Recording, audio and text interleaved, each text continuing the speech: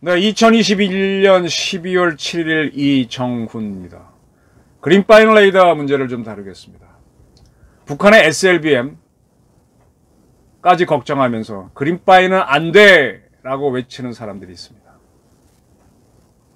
그리고 이러한 사람들을 대기층은 좌파인데 여기에 볼모로 잡혀있는 문재인 정권 어떻게 볼 것인가? 문재인 언제까지 좌파의 볼모로 있을 것인가? 이렇게 제목을 뽑았습니다.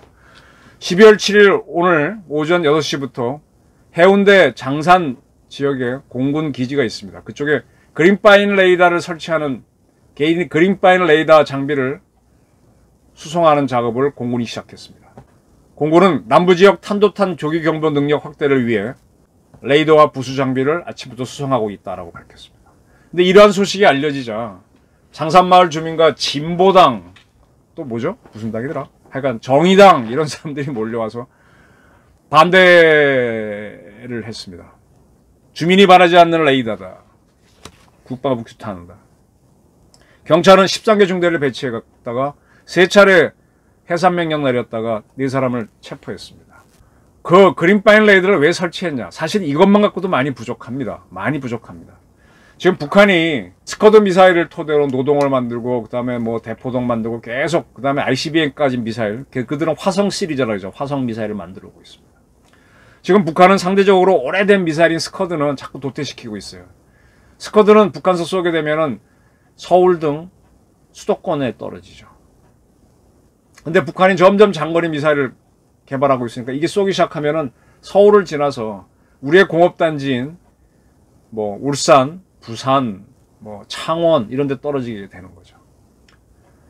그래서 이제 그렇게 날라오면 그걸 막아야 되는데 막으려면 일단 발견을 해야 되지 않습니까? 이렇게 장거리 미사일을 발견할 수 있는 레이더로는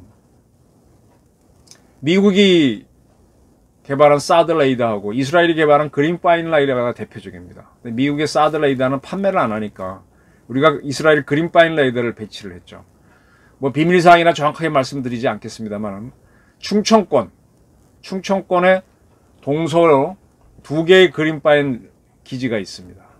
거기서부터 앞을 쫙 봐주면서 북한서 발사된 미사일이 어디로 오는지, 수도권 어디로 오는지 봐줍니다. 그래서 그걸 발견하게 되면 그게 봐주고, 그 다음에 우리가 곳곳에 패트리어트, 뭐 팩3, 천궁2는 이번에 양산됐으니까 그런 걸 요격 미사일을 배치를 했죠. 거기도 레이더가 있습니다. 이게 그린파인이 크게 잡아주면은 또 각각의 그 미사일을 쏘는 레이더들은 또 그걸 그 큰 레이더가 잡은 걸 토대로 이쪽 방향으로 쏴가지고 레이더를 쏴가지고 그쪽에서 오는 미사일을 잡아서 요격을 하는 겁니다. 중첩해서 하는 거죠. 이렇게 수도권을 방어하기 위해서 그린파인을 충청권에 2군데 배치했는데 지금 북한 미사일이 자꾸 사거리가 길어지니까 지금 우리 후방 지역에도 우리 F-35가 충청권에 기지가 있잖아요. 스텔스 공군기. 그 다음에 F-15 기지는 영남권에 있지 않습니까? 그리고 우리 함대 사령부가 남부 지역에 2군데나 있고 또 공군의 군수사령부 뭐 여러 가지 사령부가 또 있지 않습니까? 공단은 말할 것도 없고.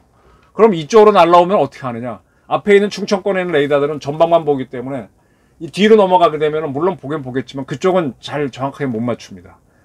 날아가는 거를, 멀어져 가는 거를 어디 떨어질지 계산해야 되니까 힘들어지거든요. 때문에 부산하고 또 역시 부산의 맞은편인 이쪽에 2개를 설치해서 한반도를 봐야 된다는 판단이 있었습니다.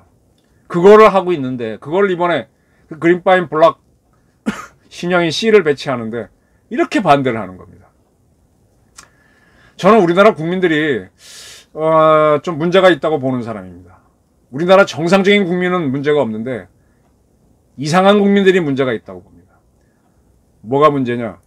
미국이 MD를 하는 건 다 아실 겁니다. 근데 MD를 하는 거는 미국이란 나라가 소련이라는 나라를 붕괴시키는 거는요. 붕괴시킨 거는 MD로 붕괴시켰습니다.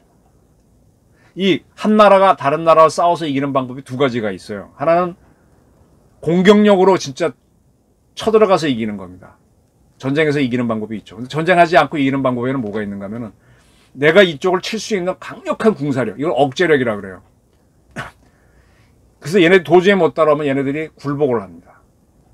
억제력이 워낙 강하면, 공격할 수 있는, 공격은 안 하더라도 공격할 수 있는 힘이 강하면, 북한이 핵미사일을 가지니까 여기서 굴복하지 않은 자들이 나온 거랑 비슷한 거죠. 또 하나는 내가 완벽한 방어망을 갖추는 거예요. 네가 뭐를 쏴도 다 막아낼 수 있다는 방어 능력을 가지면 얘네가 어떻게 하지 못하거든요. 그래서 무너뜨리는 겁니다. 미국은 소련이 쏠 수 있는 ICBM을 다 막아낼 수 있는 MD를 구축함으로 해서 소련을 붕괴시킵니다. 그게 전략방위 구상부터 쭉 따는 SDI 별들의 전쟁하면서 소련이 무너지고 공산권이 무너지는 그런 거였죠. 방위력만으로 무너뜨리는 거는 침략할 수 있는 능력인 억제력을 가지는 것보다 훨씬 더 평화적인데, 이 MD를 갖자는 거에 대해서 한국과 일본은 전혀 다른 태도를 보였습니다. 제가 아까 이상한 세력이라고 표현했는데 저는 그렇게 표현합니다. 2003년에 일본은, 일본하고 우리는 똑같이 중국의 핵미사일과 북한의 핵미사일 위협 아래에 있습니다. 2002년에는 북한은 아직 핵미사일이 제대로 안 됐지만, 일본은 바로 미국이 구축하는 MD에 참여하겠다 그랬고, 그 시기에 있었던 우리의 김대중 정권은 그 말을 안 합니다. 그 후속 정권인 노무현 정권도 안 하고, 그 후속인 이명박도 안 하고, 박근혜도 안 하고, 문재인도 아직도 그걸 안 하고 있습니다. 결국은 불참하고 있는 것이죠. 일본은 정권이 딱 그렇게 하겠다고 했기 때문에 그 다음에 사드 배치가 쉬웠습니다. 2003년에 일본은 미국의 MD에 참여하겠다라고 했습니다. 김대중 정권은 이때 한국에 이지스함을 도입할 때 북한이 쏘는 미사일을 막을 수 있는 SM-3 미사일을 탑재를 안 시켰습니다. 네, 그런 정권. 그래서 이게 이상하다는 겁니다. 그래야 북한하고 대화가 된다고 봤던 그런 정권이죠. 때문에 일본은 2003년에 선언을 했기 때문에 2005년에 미국이 운영할 사드 레이더를 아오모리현, 일본 본토 중에서 제일 북쪽, 거기 가면 도끼처럼 생긴 요런 반도가 있죠. 거기 아오모리현인데, 아오모리에서 나오는 유명한 사과가 아오리잖아요. 시큼한 거. 그 샤리끼에다가 이제 레이더를 배치를 들어갑니다. 발표를 하고 한 1년 정도 시간을 끕니다. 그 사이에 일본 방위성 장관하고 부장관이 샤리끼 지역 찾아가서 주민들한테 8차례나 설명을 합니다. 그리고 그쪽 아오모리현 의회에서도 뭐 조사를 하고 하는데 별 문제 없다는 건 금방 알았거든요. 그래서 바로 이게 설치가 쉬워집니다. 그 대가로 샤리끼 주민들은 매년 무료로 건강검진을 지금 받고 있습니다. 그 외에 뭐 특별한 혜택을 준 게 없어요. 일본은 현명하게 갔어요. 정부가 올바른 판단을 하니까. 그리고 한 10년쯤 지나가지고 교토 지역에, 교카 미사키라는 지역에 이제 또 이걸 설치하게 됩니다. 그때는 더 쉽게 갑니다. 3개월 만에 결정납니다. 3개월 사이에 주민들한테 설명회는 12번이나 가졌고 환경영향평도 했습니다. 그리고 바로 설치합니다. 우리나라를 한번 볼까요? 우리나라는 계속 사드에 대해서 MD에 참여한다는 얘기를 안 했죠. 그러다가 2014년에 미국 측에서 일본에 설치했으니까 한국에도 좀 해야 된다는 의견이 나옵니다. 그때 박근혜 정권 때인데, 박근혜 정부는 끝까지 MD에 참여한다는 얘기 안 했어요. 그리고 사드가 미국에서 하자는 거에 대해서 미국에서 요청한 적도 없었고, 미국과 협의한 적도 없었고, 어떤 결정도 한 적도 없다. 이런 3노, 3노 방향으로 갔죠. 그 중국에 대해서 그렇게 주장하고 갔습니다. 그리고 2015년 9월 2일 날 2차 대전은요, 대만으로 쫓겨가게 되는 장개석 정권이 주로 싸웠고, 모택동이 이끌었던 공산 정권은 연안으로 도망가 있었잖아요. 때문에 일본이 항복했을 때 항복받은 거는 대만 정권입니다. 중국은 공산 정권은 그걸 받은 바도 없는데, 자기네가 2차 대전 이겼다고 전승절을 2015년 9월 2일 날 합니다. 처음으로 합니다. 2차 대전 종전, 그때가 뭐 60주년인가 그렇게 되니까. 근데 이때 박근혜 대통령이 참석하죠. 제가 굉장히 반대했었습니다. 많은 사람이 반대했는데 갔습니다. 이렇게 가니까 중국이 되게 좋아했죠. 그때 북한도 왔는데 북한은 좀 천대받았죠, 중국에서. 그러니까 중국에서 북한이 되게 약이 올라오면서 중국에 막 항의합니다. 막 어떻게 박근혜를 더 우대하고 우리를 멸시하느냐. 그래서 북한이 반발하면서 핵실험으로 가죠. 2010년 1월 날 4차 핵실험을 합니다. 근데 이때는 북한이 워낙 반발하고 하니까 중국이 또 북한 비위를 맞춰줘요. 그러니까 그때 박 대통령이 아이고, 아무리 해도 중국은 우리 편이 안 되는구나 하면서 1월 13일 날 사드 배치를 할 수 있다라는 검토 의견을 신년 기자회견에서, 신년 담화에서 밝힙니다. 그리고 3월 4일 날 사드 배치를 위한 논의를 들어갑니다. 한미가. 자, 그러니까 이게 뭔가 하면은 급하게 막 들어가는 겁니다. 그리고 7월 8일 날 한미 양국은 사드 배치를 공식 발표합니다. 그리고 7월 13일 날 성주에 있는 공군 포대 그 자리에다가 사드를 배치하겠다는 발표를 합니다. 이러니까 이제 주민들이 반발이 나오죠. 그래서 그해 7월 16일 날 황교안 총리가 성주에 찾아가서 주민들한테 설득을 하려고 하는데 이때 막 뭐가 날라오고 뭐죠? 트랙터 갖고 길을 막고 6시간 동안인가 이렇게 황 총리가 갇혀 있었죠. 국방부 장관도 갇혀 있었고. 상당한 꼭 그 핵 폐기장 처음 발표할 때처럼 그 난리를 치는 겁니다. 지금 방패장 운영하는 경주는 돈도 잘 받고 잘 돌아가지 않습니까? 그 못 받은 군산 이런 쪽은 억울해 하잖아요. 왜 우리나라 국민들은 감성파리에 이렇게 잘 넘어가는지 모르겠어요. 확 쏠립니다. 지금 사드 배치하고 지금 몇 년 됐습니까? 2017년부터 치게 되면은 한 4년 지났는데 거기 무슨 전자파 피해 있습니까? 이상한 사람 선동에 감성파리에 넘어가는 게 우리 국민들입니다. 2016년 9월 30일에 사드 기지를 성주 기지가 아닌 그 롯데가 운영하는 성주 골프장으로 하겠다고 변경을 하죠. 그리고 2017년 4월 달에 새벽에 드디어 미국이 사드 장비를 집어넣습니다. 지금부터 이제 지금까지 벌써 4년 이상 지났는데 그걸 피해가 없습니다.